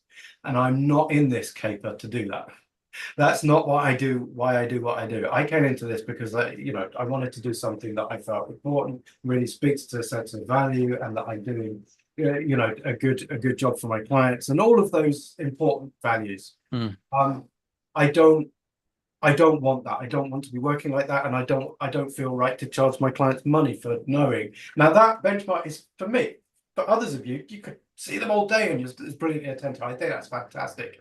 And I know the kind of the hothouse style of therapy centers they have in America. They just sit them down, and therapists are bursting for a pee midway through the morning, and they're still seeing clients, and well beyond the point that they should, and their mind is completely elsewhere. I don't see the point of that. Anyway, the luxury of being in private practice is that we get to intervene with that. So to Martin's point, it's less about me going, well, how many clients do I want to see? What's the average?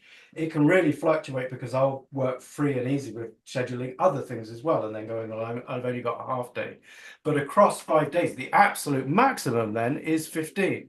But I will rarely do that anyway, because I'm not with clients for every day of the 5-day week. I'll set days aside. So I'll also, because since the lockdown finished, I've been working both online and in the practice. They're not particularly close to each other. So I'll have days where I devote to in the practice in town, and I'll have days where I work online. So it's usually, I would say, around about 10, but that's not going to be very Frequently it's less than that. It rarely goes above that. Can I That's ask what you charge per hour? Yeah, so far my online work, it's under review actually. I always try to think, how long have I been charging this model? So it's 130 for in the practice. I've got an extra overhead for that, and 90 from home. Do you prefer online or in person? I prefer what works best. So it's very dependent on the client. Let's talk about that for a moment, because since there's been a lot of work that therapists are doing online, there's been some research about outcomes, therapeutic outcomes for working online. From everything that I've seen, and studies are always subject to change, from everything I've seen, outcomes are unaffected by the medium by which we're working, whether in person or online. The content and the quality of communication is key. So when I'm discussing with a new client their preference, I hand it to them. I'll say there are extra complications with being in the practice. There's less flexibility just for logistical reasons. It costs more because I add an overhead because of the agreement that I have with my venue. But other than that, it's completely based down to what they would prefer. Some clients have a very strong personal preference for, no, I've got to be in a room. I don't work well on camera. Others will have a very strong preference for, no, I need to be in my comfortable place, control the variables, and that's how I work best. So that's the starting point. Okay. All right. Cool. Let's come here. Elena asked, how long did it take you to get to the salary you aimed for? It's a good question. The salary, well, there are various plateaus that you aim for, which is the first salary that you're aiming for is more than zero. So there's your first plateau. This is my business advice. The biggest key change you can have when you're in private practice, salary-wise or income-wise or billing-wise or anything, is between 0 and £1, right? Everything else is a moderation, is a variation on a theme, right? But the biggest is between 0, which is a non-viable thing that you've got over a reasonable timeline, and £1, which means you just need to increase the amount, right? You need to just do better. Okay, that's the biggest key change. Everything else is a variation of that. So the first plateau was with that first client that I referred to. I think I made, for an hour and a half, I charged him 120 quid back then. So it probably suggests I'm not charging enough now. So here was £120, which I'd made from deciding what I wanted to do, sourcing a suitable educational provider for that, going and doing all the classroom stuff, going and doing all the other stuff to get a diploma, getting insured, get a practice venue, advertise, market, go and see the person for an hour, lure them in, take the money, and there I had, and he paid in cash, nicely enough for a final image of it, me, loads of money, Harry and Phil at the end, with a handful of £20 notes. And that was the first plateau. To come to the question though, the next plateau that I had was about, am I earning in a manner by which I am not on a spiral towards this can't sustain, there's no way I can sustain. Sustainable, yeah, minimum sustainable, yeah. Really dull life, but I can cover my bills and I'm not dipping any more into savings. Within the first year, In the first year, yeah. I don't think you were as fast as you could have been. Am I right in saying that? Oh, I'm absolutely open about that. I was very, very leisurely about it. And so I'm not a great exemplar for you. You would be faster than me. And so I'm not an object lesson to use for that. If I could do that, then anyone can. I could have really put my foot down on the accelerator much harder than I did, but I was very leisurely. Yeah, I remember meeting with you a few times and you and your little group getting going a bit. And anyway, so there we go. A year till you get to your kind of minimum sustainable amount. And it doesn't sound like you had particularly, did you have salary aims beyond that, or did it just naturally notch up from there? Did you set yourself salary goals? I think that I had a salary goal where I wanted to have a year where I banked the same as my leaving salary, my basic salary from the bank. That was about 3 years, I think. Yeah, that's I always say, the first goal is get the water below here, so you're not using your savings, and then the next one is replace the salary that you had before, and then after that it's like, well, where do you want to go? So okay, so 1 year and then 3 years. Let's go to Marilyn here. Says, how do you start up without having any knowledge of therapy? apart from the training course, Marilyn, especially when there are lots and lots of other therapists and lots of hypnotherapists out there. I've emphasized the lots bit a bit there. But which aspect are we looking at there? Was it when I was doing the research to find the college, or was it when I was when I'd taken the training and got the diploma, and then I was trying to sort of learn the ropes? From what I learned, so the second first, from what I learned on the course, I felt, and this is an absolutely fundamental point, in fact, is that I was comprehensively equipped. This is a very short, uncomplicated sentence. I was comprehensively equipped to get started from what I learned in the course. I see sometimes both when I was studying and when I teach now, that people get very waylaid into, I'm going to do 3 hypnotherapy courses, and that will enable me to become a hypnotherapist. Now, if you do this course, you do the diploma, you do all the aspects for it, you're ready to be charging the public, and you are absolutely great value to them already from what you will learn on this. Now, you don't stop there, you're still doing additional stuff to broaden your palette, keep your skills up to date, etc. But you will be fundamentally comprehensively equipped from this course. And I, you know, as simple as that. And you're saying that from your own experience, and now I know you do.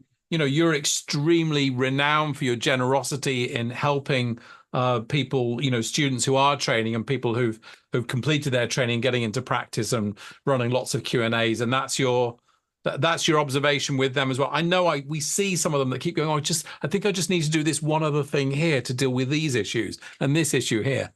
And that is purely, that is in itself a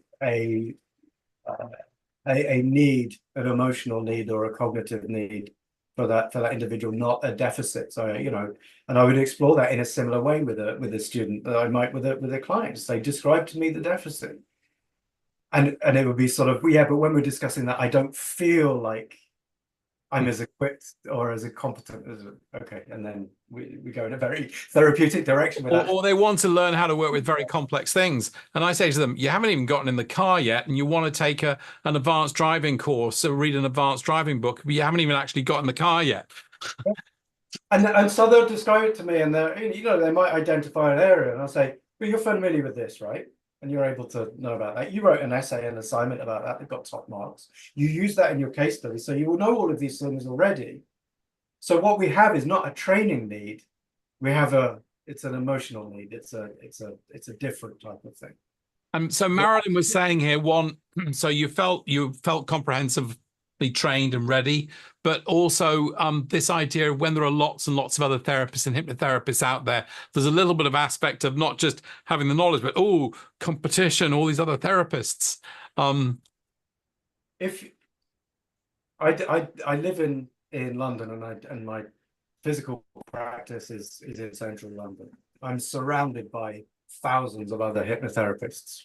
So yes, this is a relevant point that I have to feel a sense of. I have a place in this ecosystem, and my place in this ecosystem, I consider, is in the top whatever percentile. Number one, because of the course that I graduated from. This is a more robust course than any other out there, having looked at the content around it on other ones. Not taken them, but seen what they're selling it on. And having discussed with hypnotherapists that have taken different modalities as well, I'm absolutely confident about that. And why wouldn't I therefore feel, in the leading edge of what can be provided then? Now, I'm fairly lucky, and just dispositionally, I've not had a problem with those kinds of questions to myself. I look at it in a very clinical way, and it doesn't really trouble me. I'm quite satisfied with where I sit in the ecosystem with that. Now, that's lucky for me, because that's a place where I don't need to work very hard. But I need to work very hard on actually putting the accelerator down, as Mark mentioned. I don't move particularly quickly with grand plans and things, and I can rest too easily on things. That's my deficit. But the kind of the self-confidence and the sense of self-efficacy, I've always been pretty happy with. So, and I don't get the sense a lot of people feel, well, the cake's only this big and there are all these other people out there doing stuff. I don't get the sense that you think about it like that. Is that right? You don't think, the market's only this big and all these other therapists and... If there are lots of absolutely outstanding therapists, then it's great because it increases the reputation of hypnotherapy and more people will come to me. If they're useless, then hey, easy for me. I'll still try and be as best as I can. See, Tim's got a way of turning everything to his own positive advantage in his way of What do you think thinking. about cognitive flexibility? Yeah, good. So Catherine says here, any tips for how to find subclinical clients? I'd say I referred on about 80% of the people I've spoken to. Oh, okay. So without context, it's difficult to know. We want to manage our shop window as best we can, and the way that we present ourselves. The fact that they're coming to you and you're having to refer them on suggests that there's a possible improvements that could be made to how you're presenting yourself or what they've seen of you. So perhaps if it's a website content issue, then return to that and say, if someone is coming in from this and it's not their job to understand the full landscape, the full 360 of therapeutic interventions and presenting issues. What we want to do is be able to have that as a very effective rationalization and funneling system. So the right people will go, oh, yes, this person. Yeah, they're speaking directly to the issue here. The right people are looking at that. And those that you'll end up referring on, they're looking at that going, that's quite interesting, but I don't think I'm ready for that. I need to maybe go and see NHS first and go and see a clinical psychologist. So have a look at the message that's coming across on your website, Yeah. and I would say be clear in your own intention and make sure that flows through everything. Oh, it's been referrals. Okay. Well, then the messaging with your referral network needs to be clearer. This is the stuff I got. If you're nail biting, come see me. If you've got complex trauma, I mean, I think that's what I would say.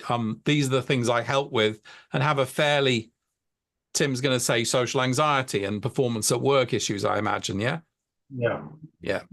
But it's not devastating that that's the case. I think it's fantastic you're getting referrals.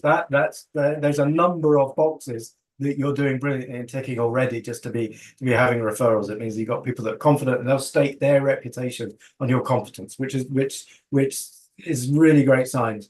I would there's not a huge amount that you can do about that though, but it's not dreadful to be discussing these kind of issues with people that are in need of it, because it adds to your experience as well of having these kind of conversations. And it need not necessarily be an absolute full stop.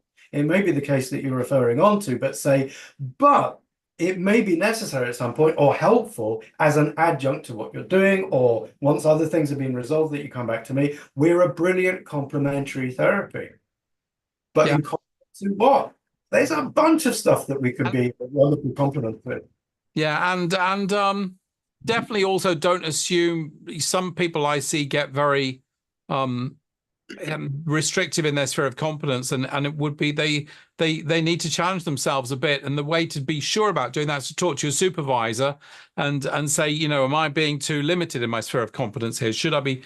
So use your supervisor as a way to be pushing on that edge of that sphere of competence in a safe way that's properly offering people the right level of service as well, but also your own growth as a therapist. Now, so Timmy asks here, Timmy Dorgu, I think we've covered this on the procrastination one. How did you get to the conclusions as to why a person is, e.g., procrastinating? I think we answered that, Tim, didn't we, in terms of your detective type questioning, and both coming to that. In the same way that Michelangelo carved David, he just got the big slab of rock and removed all the parts that weren't David. Okay, so but I think one of the things there is a kind of a confidence in the inquiry.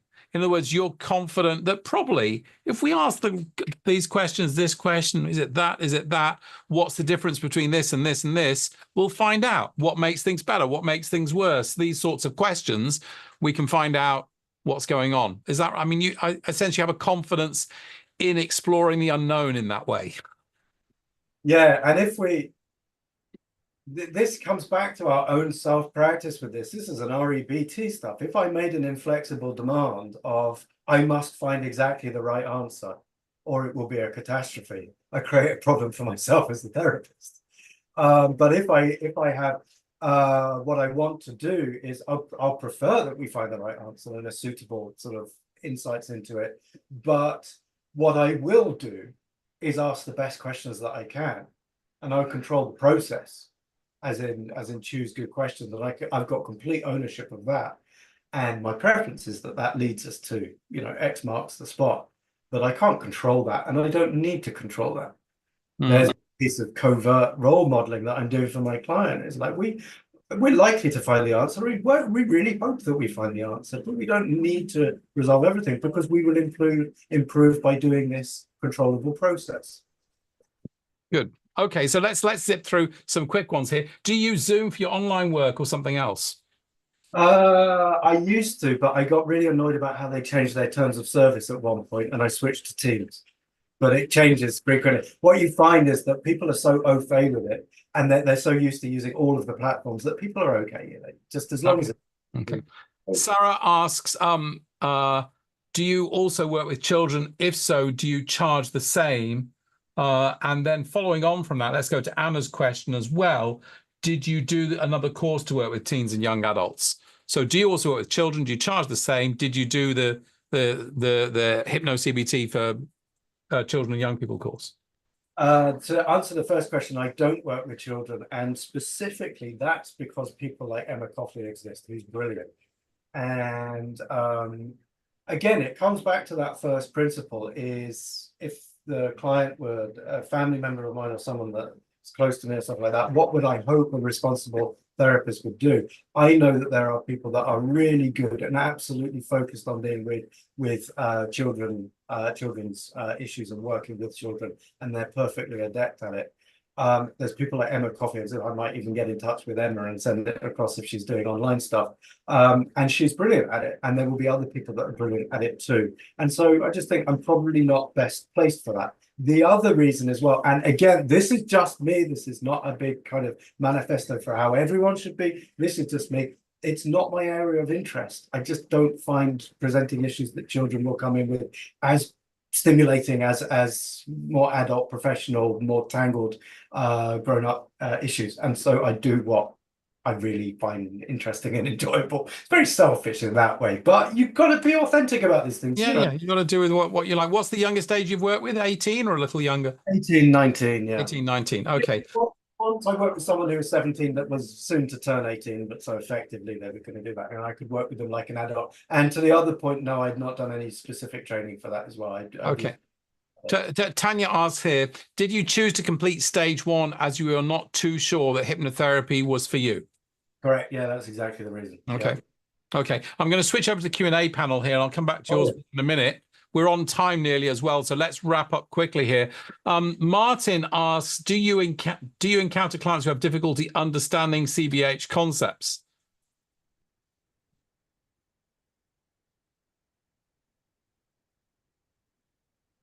No. Everyone that I've worked with can get it. Not always straight away. And not always when they've understood it once do they continue to understand it. That's the most frequent thing, is that it's the patchy radio reception. And repeatedly. The penny will drop, and then by next week it's undropped, and it needs to drop again. Yeah. People return to the norm. They return to the default. They return to old habits very quickly, and they forget insights. And so that's to speak directly to the question, that's the nearest that we get to people not getting it, is that they get it and then they are prone to ungetting it and need to be reminded of it. But I also sense your flexibility and your communication skill in terms of using different metaphors, analogies, examples, etc. To meet the way that they think about it. I can't emphasize enough. I think, again, to come back to Salter, I think Salter's an incredible example of that. You see him, with an engineer explaining things like this, with a sort of a playboy like this, with an artist or an actress explaining it like this. And you see his flexibility and using all this prior experience that he's got to get the idea across to this person. Or somebody call it authentic chameleon. Authentic chameleon, that's it, yeah. Absolutely. And that's one of the great skills that we're deploying is really meet your client near enough to them to be able to get what you're trying to describe, because it's these abstract concepts that we understand that the challenges that we can describe them. Olya asks, have you ever had, Olya says, do you do the assessment and conceptualization session within an hour, not 1.5 hours? There's some variation. So I'll do the initial assessment within an hour. Whether a full conceptualization takes place within that is highly variable. I'll try to tap onto it and sometimes I'll give it as homework, is to explore and do situational analyses, but I'll need to explain to a client what I mean by situational analysis and maybe give them a framework to work by. So the conceptualization is a variable, but the assessment of it is a yeah, let's get that within the first session. So just for everybody here, Ollie's asking about the first session where we're gathering information, we're clarifying what the problem is, we're trying to work out and agree on the goals of therapy, and ideally then we're also getting to get to see, getting a working model of the problem, what needs to change. And that's the hardest part of therapy, is that first session. I'm sure you'd agree, Tim, right? It's the biggest challenge, and it's where we've got to be that switched on. Really switched on, yeah. So Olya also asked, have you ever had clients that said, nothing is working for me, I don't see any progress? Is this an underlying fear, Olya, that you can have? What did you do? Did you do more Socratic questioning and then setting new goals? The more important thing is that, as I understand it, that it comes from CBT, I think. There's some kind of a basic rule of thumb where within 3 sessions, if you're not making progress, you're flogging a dead horse. Yeah, yeah, you're right. You're right. You want to be confident enough to say, I'm probably not your right therapist then, or maybe this isn't the right approach. Now, it's not so important about that. It's rare, but it happens, and it happens to all therapists, right? It's not a devastating thing. And you can be perfectly buoyant within the face of that. The vital thing, though, the important thing, is your reflective practice off that, to address that, whether you do that with your supervisor or whether, if you're a bit more experienced, it can happen to more experienced therapists. You look back and go, okay, what did we do? What are the things that I reflect upon where they said that gives me some possible hypotheses about where this didn't work? Yeah. Reflective practice. And within that, don't be mean to yourself. So Paul, I think it's Paul Meal that Don Meichenbaum quotes, in terms of love yourself as a person, but question yourself as a therapist. Absolutely. And there's going to be stuff that we miss out, or mistakes that we make. But often with reflective practice, when we've seen that it's just not landed at all, and it can get us down perhaps, but in reflective practice, there's things that I remember that the client have said, and there are things that even during it have made me really slightly, okay, I'm not sure that the client is ready to change. Now, there are a number of reasons for that. One of my favorite ones of that, and it's an odd thing, it's difficult to explain, is where a client goes to therapy for it not to work. And that happens. They're doing it to tick it off, in their internal. So that didn't work as well. I knew I never stood a chance. From the day I was born under a bad sign. I just malfunctioned. I knew it wouldn't work. And it's their way of doing it. You know, take another thing off, nothing will work. And it's interesting. Or that they will be, the other main reason for it is that they're super passive about it. They're just like, I take my car to the mechanic, they change the clutch. I delegate that task. I'm not an expert. My therapist. Yeah. I think the other thing that happens is, yeah, they're passive. They're not taking an active role. And you know, we can challenge ourselves as therapists to how they got into that, challenge them to take a more active role. The other thing is where parents or other people are paying, that can often be a problem. There isn't real motivation. The other thing I'd say is, but what you said there is kind of crashing the party, so to speak, in terms of going, look, I don't think this is working. And I think, honestly, I think I should refer you on to somebody else. And very often I've had clients go, oh, well, and we kind of, actually, we've got the breakthrough to the real agenda. Does that make sense? And so I'm sure you've had that too. So that willingness just to go, hey, I don't think this is working. And then they suddenly become much more real. And I think that them not being real in the therapy room and sort of talking in a sort of distant way about themselves sometimes in their problems. I call it management consultant speak about themselves. And you can't get any traction with that at all. Absolutely. It's like in our minds as therapists, we've got the two ends of the spectrum of the ideal client attitude and approach, and then the one that's just never going to work. The ideal one, I've had clients like this where they're just like, this might be uncomfortable at times. This is going to be difficult, but I've got a clear goal and I want this to work, and I'm going to roll my sleeves up and bloody well do it. And I'm going to join in, right? And you just know from your first conversation, this person's going to be great. They're gonna hit all of their goals and stuff like that. The other ones where it's just like, well, this is a load of rubbish, but I've been told, I'll give them an hour a week, see what happens. You just think, okay, let's, or they come in with such absurd goals of it, or they lie. Quick digression. I had a client once and it just didn't land, and they're just giving me a story about a relationship that failed that was at work, and it was all very tangled and stuff. That is going, I've got all these women that, and they're great. She loved me so much, and it was such a problem. I just need you to brainwash me to get rid of this memory of it and stuff like that. And I told him, like, etc.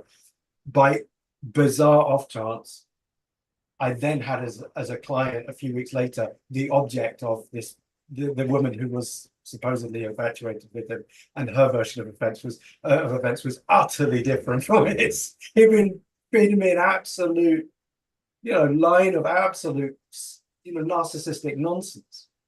Anyway, so there was a one in a million. Bernadine, this, we will have a copy of this. Also, we'll have notes taken. AI will be taking notes on this, so we'll have some notes on this. Vaughan asks, when starting out with your first clients, do you use a hired space? Any tips on managing time when gathering a roster of and steadily increasing stream of clients in a shared space for the few hours of evenings after doing a day job that ends at 5 p.m. Monday to Friday? Did you get that? Yeah, okay. So I talk in general terms about it. Modern problems require modern solutions. This is an area that has really changed in the last couple of years because of changes to the way that people operate within this field for COVID.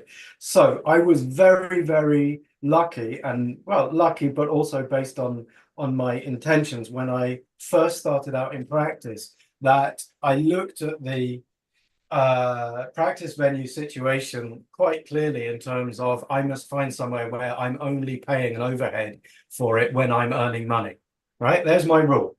I've seen a lot of therapists go bankrupt or go out of the business, run out of operating costs because they've signed a contract and they're at however many pounds per month. They go, well, all I've got to do is see clients throughout my, Friday morning every week, and that's fine. But all of the clients want to see them at other times, and so it doesn't work. So it was very clear in my mind, and so I was quite sort of determined about finding that. You pay a little bit more per hour. You do pay actually quite a premium to have that flexibility, but you are taking it off the top of the fee that you're getting. You're only earning money. You're only paying money for the overhead when you're earning money, and the rest is your profit for that session. What happened during COVID? So there aren't many places that offer that, but I found a few. What happened during COVID is that all of the talking therapists learned that you can operate really well and very flexibly and much more conveniently with fewer overheads on this kind of a format to a webcam. And so when the lockdown ended, a lot of them didn't actually go back to the venues, and the venue managers were going, okay, setting aside half of our rooms for talking therapy, it's got 2 armchairs, a coffee table and a box of tissues in. We, as a business, we need to be these rooms to be booked out all of the time, and they're not at the moment because the talking therapists, 4/5 of them have disappeared and they're working from home. So they reconverted all their rooms to massage therapists, Reiki people, people injecting pathogens into people's faces to paralyze their muscles, all of these kind of fun things that people do in these kind of environments. So the format changes, they're no longer usable for this, which means there's now a scarcity of these kind of rooms, so it's rather more difficult. This is the reality of where we're living. So there's no quick straight answer, but it's useful to talk to this kind of question about it. Shared spaces are a possible alternative, so where you're pooling the resources, but there are lots and lots of variables about that, and I ask you to be very hard-headed about what the reality of that will be. What will be your contractual obligation as an outlay? What is the minimum inlay, the minimum income that you'll have, which means there's your liability per month.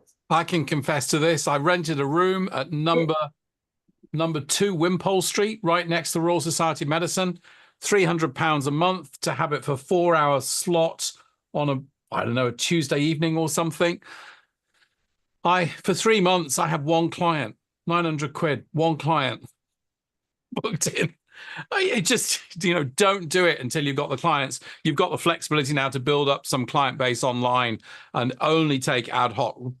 Find places that will only take ad hoc. Even if you're paying, I could have paid 25, 35 pounds an hour for the room and charged that on top of normal rates. Would have been fine. I ended up paying 900 pounds for 1 hour of therapy that I charged out at 75 pounds. Don't do it. Yeah. So we're going to finish up here, guys. Let's have a look. Martin says, how many sessions do you find specific phobia cases take? I mean, those that don't turn out to be more complex, with more complex undertones. The undertones. 4, 5, or 6. 4, 5, or 6. Generally 4 for a simple phobia, 5 or 6 probably for social anxiety. But that's mild to moderate, I would say, not severe. Severe is going to be another round of 6 sessions, maybe. If you do T severe. So, but Martin, yeah, it's a 4-session protocol generally for a simple phobia. Claire O'Brien, do you ever bring in your own personal experience without too much detail? Or maybe with a lot of detail and then she says, during sessions with clients. Clients don't want to sit with someone who doesn't have personal experience. It's the opposite. I never leave it at home. I'm not talking about it. I'm not, I don't sit with a client going, right, now listen about me.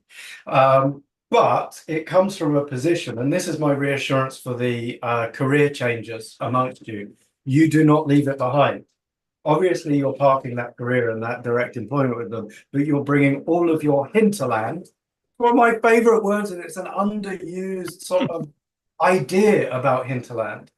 You're bringing your entire hinterland into it, and it is always present in the room, certain aspects of it, and it's what your client wants. They don't want you to bang on about it, but yes, we are. Don't leave it at home. It's not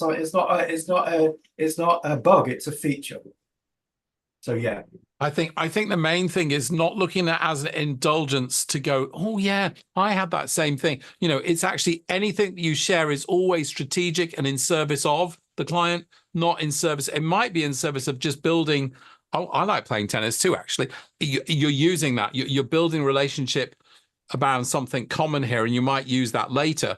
But it's never a sort of a just for the sake of personal indulgence or expression. Your own therapy. It's not that I refer to it in specific terms particularly, but it informs my perspective to be able to help the client. Right, 2 more quickly, and then we're going to finish up. Druselle says, do you get more clients after work hours or normal office hours? It's one of the aspects of my business model, certainly at the beginning, is that I put it front and center. I'll make myself available after you finish work, and I'll do lots of weekday evenings and occasional weekends if necessary. It's a very useful thing for those that have the ability to do that. Some just won't be able to do that. But as someone without kids and responsibilities and stuff, quite suits me. As Mark knows, I don't like working mornings. I'm not an early riser, so it suits me to be in town and finish my clients at 8:30. It's nice to go and go for dinner and a glass of wine or something afterwards. It suits my lifestyle. So I've always been able to do that. It fits with me. It's not mandatory, but it adds a potential, additional offering that you have to say to clients, you won't have to make an excuse and leave the office. Do it in your own time. I can meet you at 7:30 if you want. Yeah, I think if you can have that flexibility to do evenings and sort of Saturday mornings are often very popular. Not with you, but I used to find Saturday mornings were a popular time for people. Wonderful. But, you'll still be able to get people during normal office hours as well. Martin says here, but Martin, this is a whole topic in its own right. Is it at all acceptable to work from home to invite clients? Absolutely it is, but you need to have clear boundaries, and people, ideally a separate entrance, but that might not be possible. The garden office is the ideal with a separate entrance. You need to think through some things. There are some good books on setting up a complementary therapy practice, and nearly all of them will have a whole chapter handling that, or you can look it up on the internet. There's loads of good commentary on that aspect. Also speak to your insurer as well. Also speak to your insurer. Yes. And then there are possible impacts on counsel. tax rates and things like this, operating a business from home, etc. But usually not too much. You're very welcome, Drissel. Thank you, everybody. Tim, final tips. Be bold. Be, I've never looked back, and thought, oh no, this was a mistake, or I regret doing this or anything else. It's just the adventure of doing it, and to feel the primary agent of your own career in a way that just isn't possible. Oh, I didn't find this possible elsewhere. I had an itch back in 2014, which has successfully been scratched. I think you're still scratching it. In other words, I think you love still reading and learning, right? And you're fascinated by your clients. Not all of my metaphors are as effective as others. You're still working on that, right? Here's the example. He's still working on his metaphors. Yeah, we never end. Yeah. Okay, Tim, thank you so much. It's been a delight. I always want to get into this with you, and some point we'll even talk a little bit more about the way you think about therapy, because I love it. You're very welcome, everybody, for your kind attention and questions here, and allowing me to indulge with my questions with Tim and Tim's own bizarre way of looking at things. Thank you all. Take care. Recording will be available, and we'll send out a summary as well from the wonders of AI. And so you'll be able to read, and probably it'll have, bizarrely, it'll put action points. I bet it'll put Tim to work on his metaphors as the action point. And read PG Woodhouse. Hey, read. That's the other thing. Read different things. Never stop learning. Never stop learning. Okay. Thank you so much, everyone. Good night. You're very welcome, Sunita. We're a big fan of you too. Take care. Sweet dreams. Thank you so much, Tim. I'll stay on with you, Mark, and then I'll wait for everyone to get through before I leave you.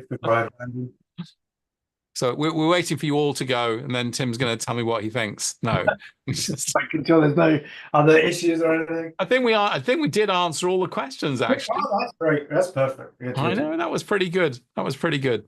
So good. Oh, looks like we're all good. I will leave you there then, Mark. I think we are. I think it's very good. Yeah, excellent. Take care, Tim. Lovely to see you. We'll do this in person at some point soon. Absolutely. See you next time.